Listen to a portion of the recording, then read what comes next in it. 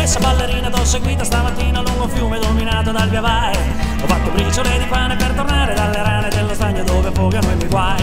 Ho preso in mano la chitarra, t'ho fermata sulla porta, t'ho pescata con la lenza del mio blues. Ti prego lasciati portare dove il sole, ma il rumore dei tuoi baci non mi stancherò mai più. E su questo piave che per noi è come il mare, ci navighiamo, ci lasciamo trasportare. Sul mormorio dell'onda si può anche amare, ma soprattutto a noi ci piace fantasticare. Signorina ballerina t'ho rapito stamattina dentro il fiume dominato dal via vai. Ora siamo sopra piave dove posso dirti amore ti amo e viva, non ci lasceremo mai.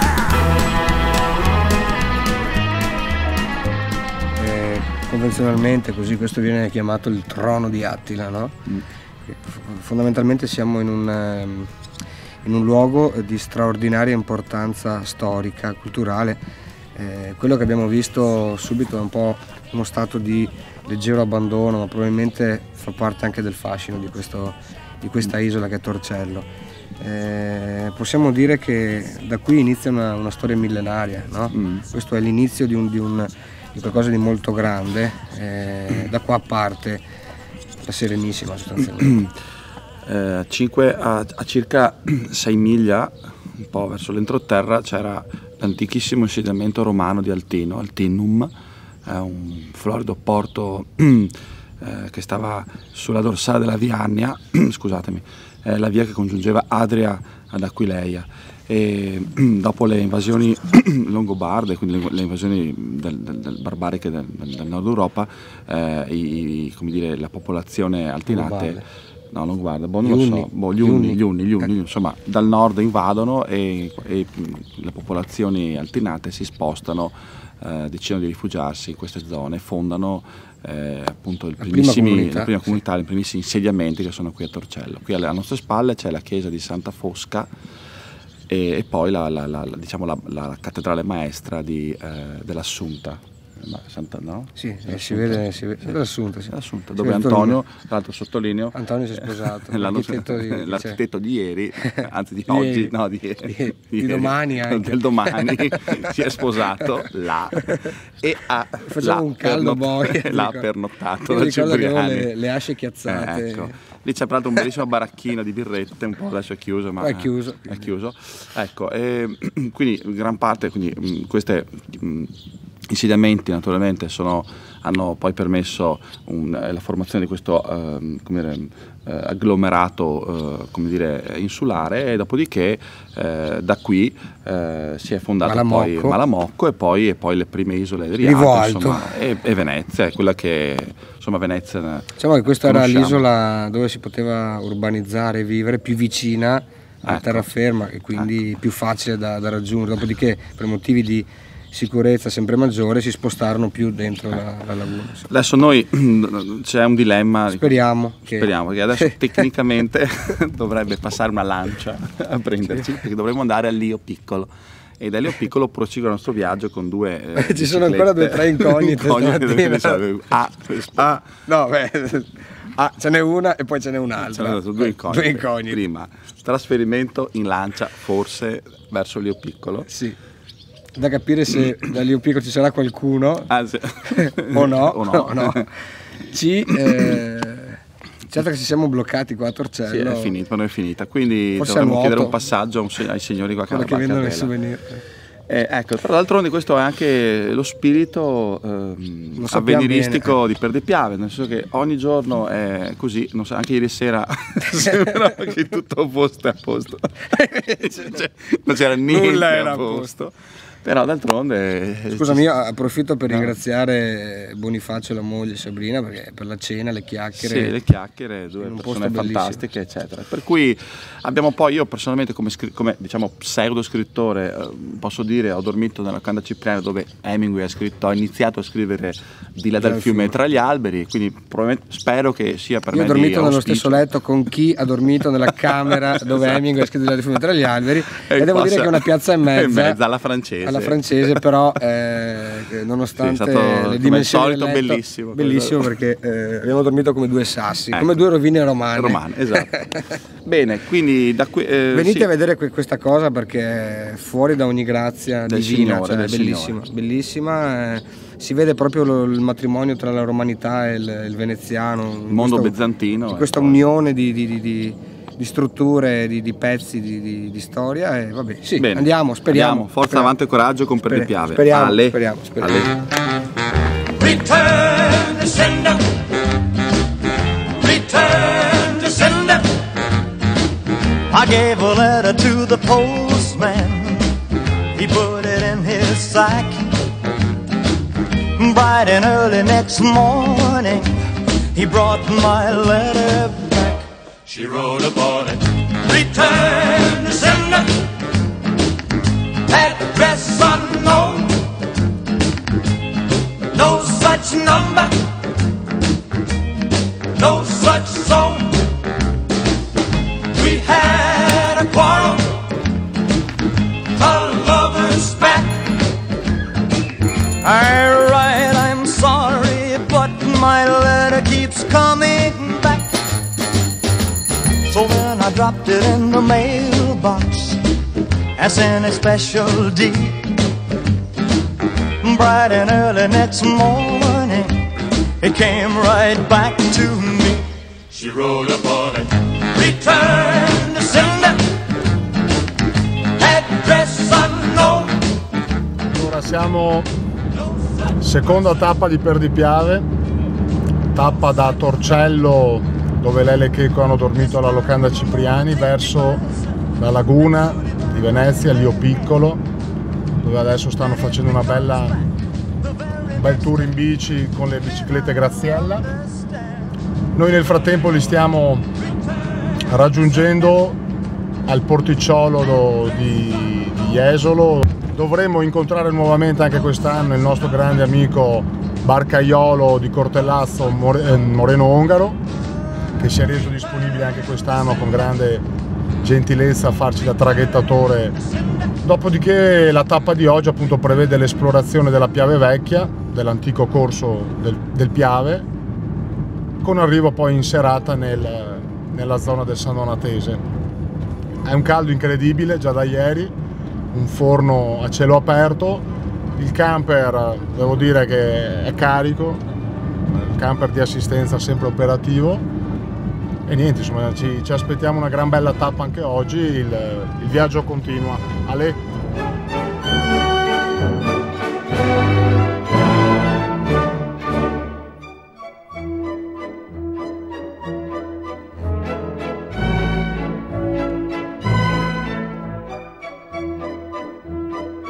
Allora, siamo alla foce della Piave Vecchia, che si chiama Sile in realtà, quindi abbiamo appena passato il faro e noi siamo arrivati da Lio Piccolo, abbiamo fatto 18 km con la Graziella. Adesso partiamo con il grande Moreno Ongaro, con Moreno Ongaro andiamo, l'obiettivo è quello di arrivare praticamente al taglio del Sile, alla Piave Vecchia e quindi a Capo Sile. Io naturalmente sono, come dire, rapito dall'occhiale che sembra veramente uscito da Miami Vice e ecco, e poi abbiamo anche Marianna che è la nostra fotografa proprio ufficiale che ci accompagnerà lungo tutte le tappe. Ale.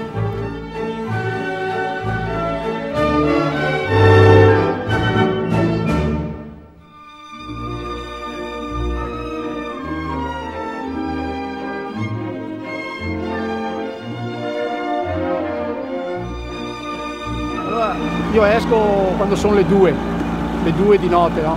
Callo le reti e poi aspetto l'alba per salparle, perché è di notte che prendi un po' di più. E allora dopo mi butto o sotto coperta e sentivo come uno che battesse sulla barca. C'erano i delfini che mangiavano l'erbetta attaccata sul fondo. Delfini, visti da qua e là.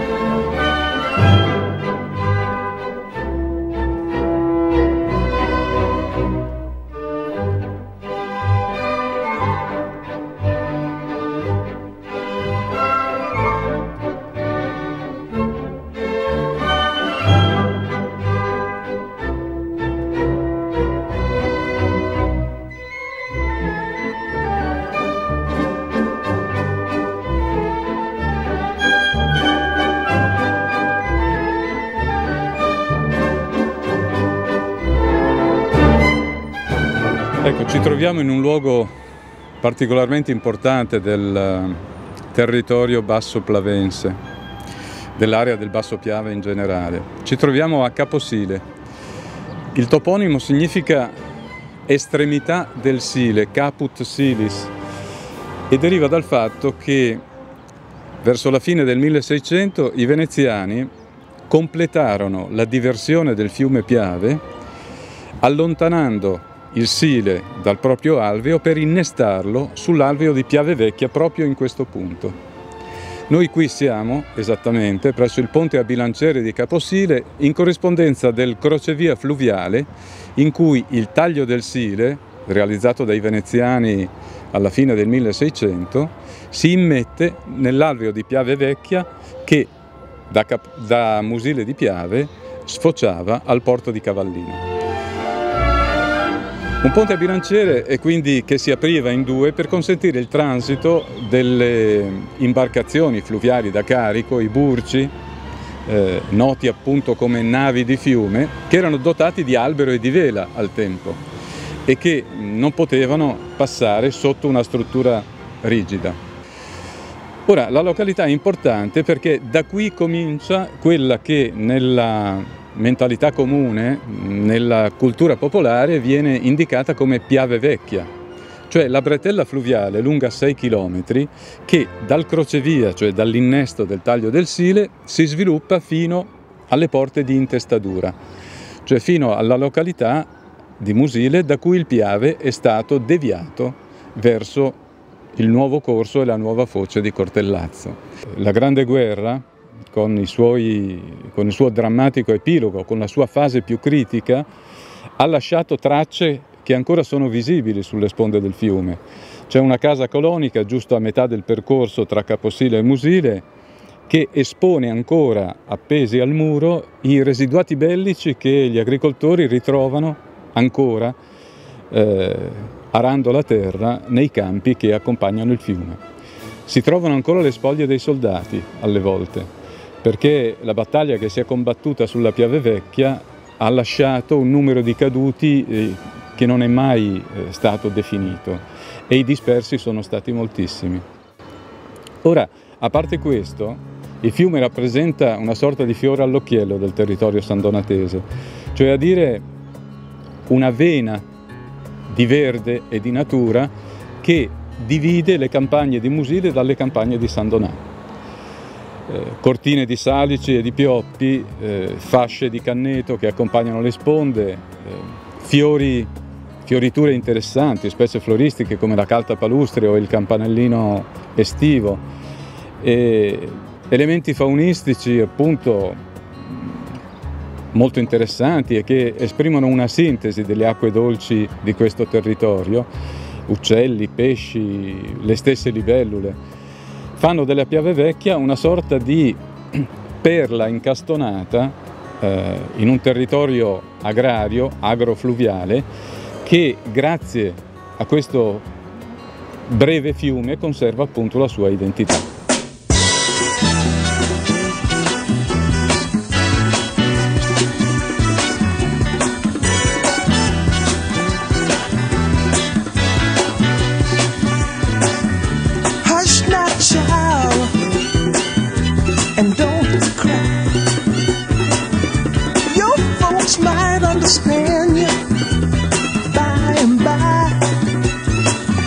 Just move on up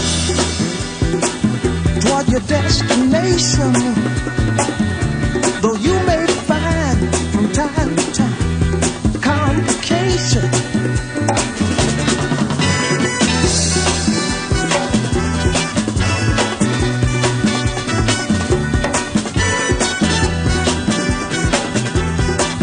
Sì, sono il presidente di Magica Bike, Franco Baradel, e come diceva lei è una società che ha circa 10 anni e cerchiamo di fare tutto quello che è a due ruote, insomma, dal cicloturismo alle gare, al giro in libertà con la strada, con la mountain bike, con la bici da strada. Lo scopo è ovviamente di vivere una vita sana, all'aperto, in libertà, come dice anche il vostro Checco, E questo è un po' lo scopo per cui ovviamente siamo partiti con l'idea dell'escursionismo, ma oggi in 60 iscritti ovviamente abbracciamo la bici da strada, ripeto.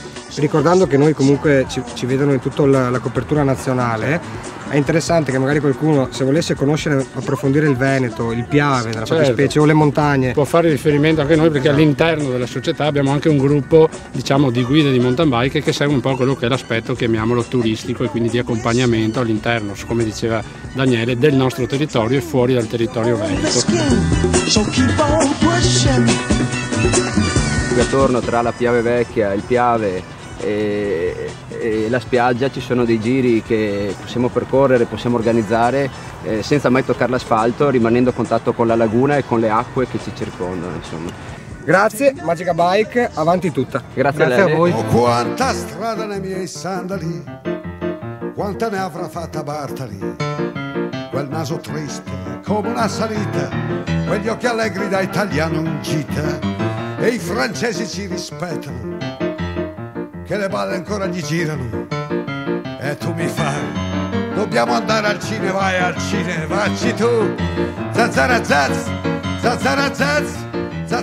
Su indicazione dei nostri amici della Magica Bike ci siamo fermati giustamente in questo luogo. Torre del Caigo, nella lingua veneta significa Torre della Nebbia. Torre della Nebbia, quindi vuol dire che ovviamente essendoci le valli a pochi metri si alza molta nebbia, per cui serviva questa torre di avvistamento, ok, che segnava un po' il confine territoriale tra Torcello e Treviso.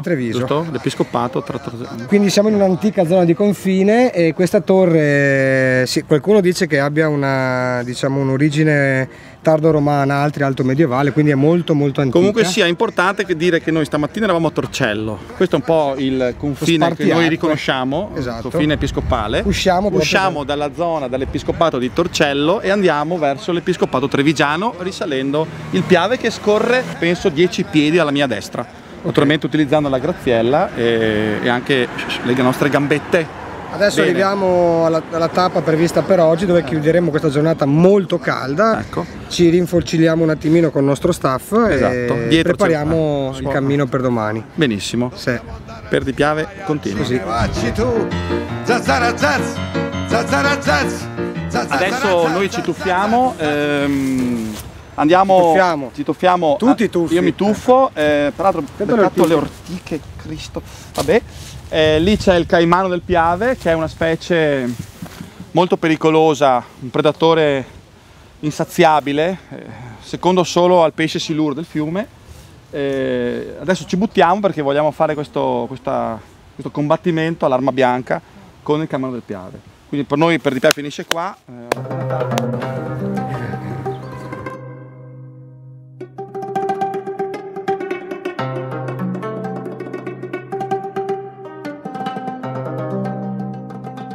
Allora, ci troviamo in via Salsi, nel comune di Musile di Piave.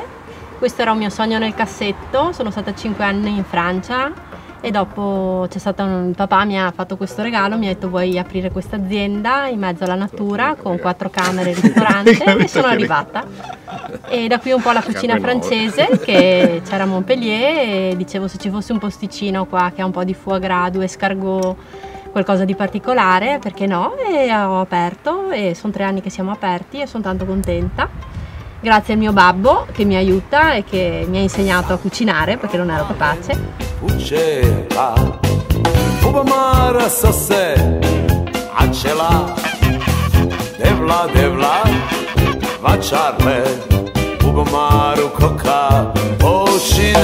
Una volta, quando a Passarella facevano i maiali, la famiglia Tonetto, si provava la prima carne su questo corteasso di una volta. Quando abbiamo deciso di aprire qua, ci è venuto in mente di utilizzare questo vecchio cortello e fare qua il guanciale. È sempre quella della famiglia Tonetto.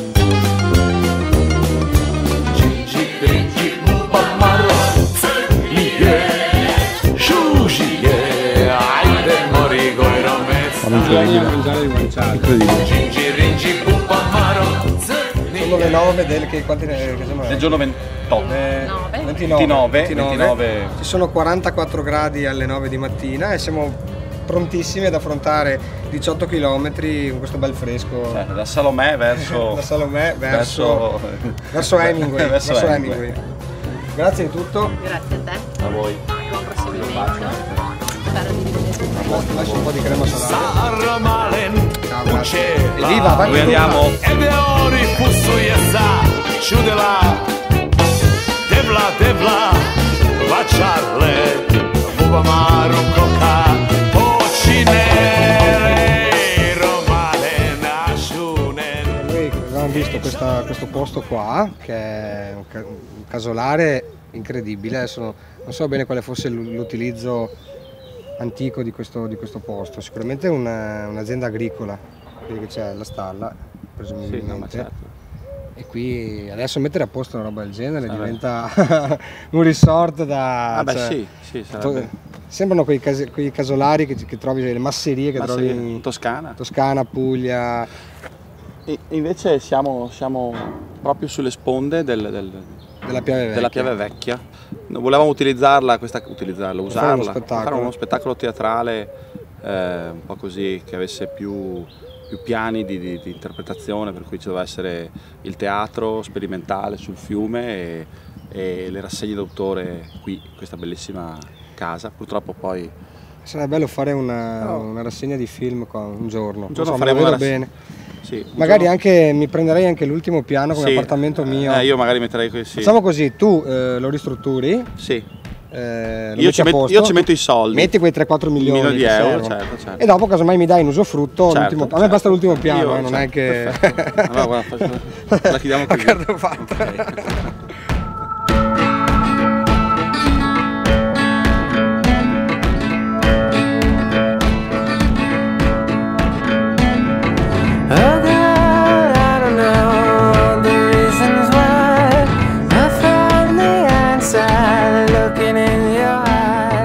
Allora, siamo a Musile di Piave. Dall'altra parte si vede, oltre la Piave Vecchia, la chiesa di Chiesa Nuova senza campanile. Sì, con la guerra. Certo. C'è anche un suono suadente di un Grest Agreste, che è proprio al di là. Vociferare di bambini e animatori. Al di là del Grest, gruppo estivo ricreativo. Qui sulla sponda sinistra, giusto, della Piave Vecchia. Sei sicuro? Sì, penso di sì. Schiena alla sorgente. Allora, lascia stare. Ecco. Siamo sulla sponda del Musile. Sì, della Piave Vecchia. Piave Vecchia. Comunque sia, siamo quasi arrivati più o meno a Sandona. Sì, c'è Flavio che ci segue, è meno sudato di noi, nonostante abbia telecamere. Infatti. Vabbè, alla prossima. Ora siamo sopra il Piave, ti urlo amore, non ci lasceremo mai.